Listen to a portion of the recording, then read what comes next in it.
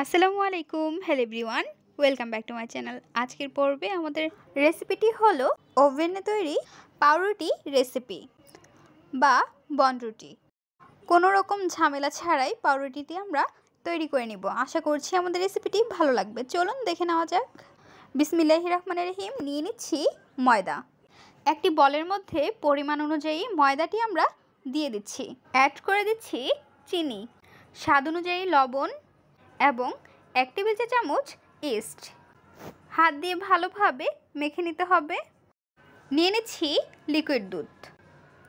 Liquid দুধটি আমরা দিয়ে দিচ্ছি। এই লিকুইড দুধ দিয়েই আমরা ডোটি তৈরি করে নিব।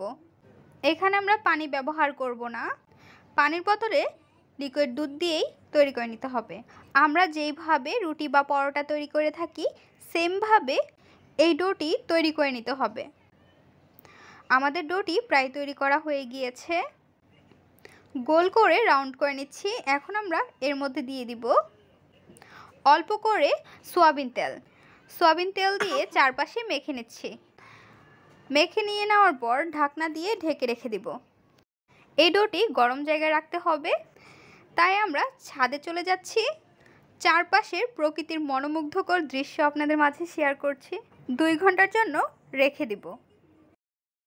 চলে আসলাম 2 ঘন্টা পর। ঢাকনাটি উঠিয়ে নিচ্ছি।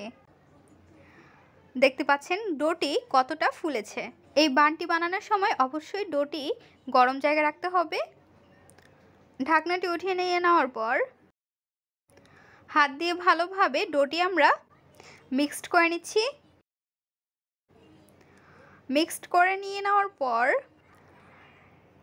যেই বাটিতে আমরা বান তৈরি করব সেখানে দিয়ে দিচ্ছি তেল। তেল দিয়ে চারপাশে ব্রাশ করে আমরা ডোটি দিয়ে দিয়েছি। এখন একটি চাকুর সাহায্যে হালকা করে মাঝখান থেকে রেখা টেনে নিচ্ছি।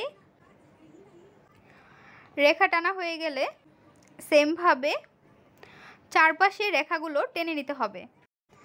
এখন আমরা ওভেনটি গরম করে নিচ্ছি। গরম করা হয়ে গিয়েছে। ওভেনের মধ্যে বানটি আমরা রেখে দিচ্ছি। এখন টাইমিং সেট করে দেব। 1 ঘন্টার জন্য রেখে দিচ্ছি। চলে আসলাম 1 ঘন্টা পর। দেখতে পাচ্ছেন বানটি তৈরি করা হয়ে গিয়েছে এবং দেখতে কতটা সুন্দর লাগছে। বানটি আমরা এখন কেটে নিব। কেটে দেখিয়ে দিব কতটা সফট হয়েছে। একদম নরম তুলতুলে সফট। আপনারাও খুব সহজে কোনো রকম ঝামেলা ছাড়াই এই বানটি তৈরি করে নিতে পারেন।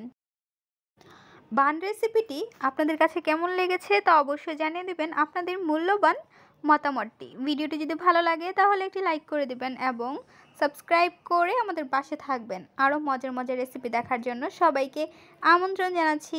আজকের পর্বে এখানেই বিদায় নিচ্ছি গাইস। আসসালামু আলাইকুম, ভালো থাকবেন সবাই। আল্লাহ হাফেজ।